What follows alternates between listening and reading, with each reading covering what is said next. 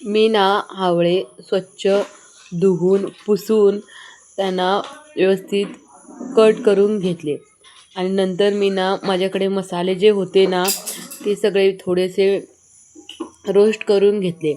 Roast करून ना ते व्यवस्थित वास येईपर्यंत रोस्ट केले. नंतर मी ना ते बारीक असे दरदरे कुटून घेतले.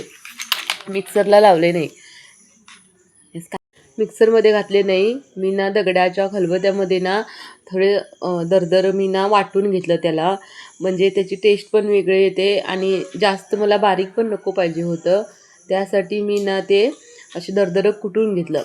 नंतर मी ना आवळे ते कट करून घेतले होते ना त्याच्यामध्ये लाल तिखट घातलं, परत मीठ घातलं, थोडीशी हळद घातली आणि मी ना तेल गरम करून ठेवलेलं, म्हणजे माझ्या किचनमध्ये होतं तेच घेतलं. सरसोचं तेल नाही घातलं, जे माझ्याकडं होतं ना तेच तेल गरम करून ठेवलं होतं आणि ते करून ठेवलेला तो मसाला घातला, सगळा मसाला घातला आणि त्याच्यामध्ये ते गरम तेल ओतलं.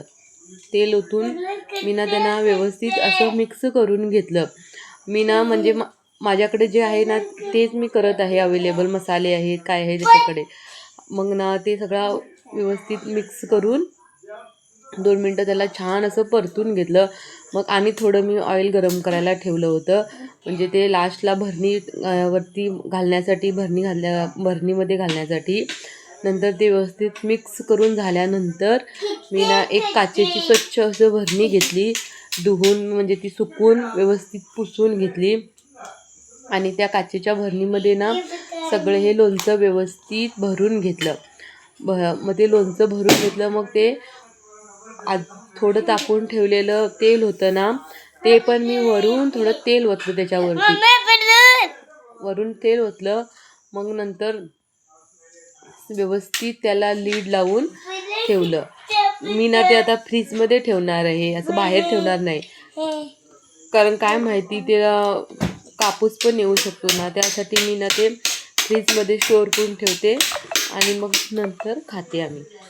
तुम्हाला पण कसं वाटलं मला सांगा आणि आवडल्यास तुम्हाला पण लाईक करा, शेअर करा, कमेंट करा आणि सबस्क्राईब करायला विसरू नका. चला तर भेटूया पुढच्या व्हिडिओमध्ये. धन्यवाद.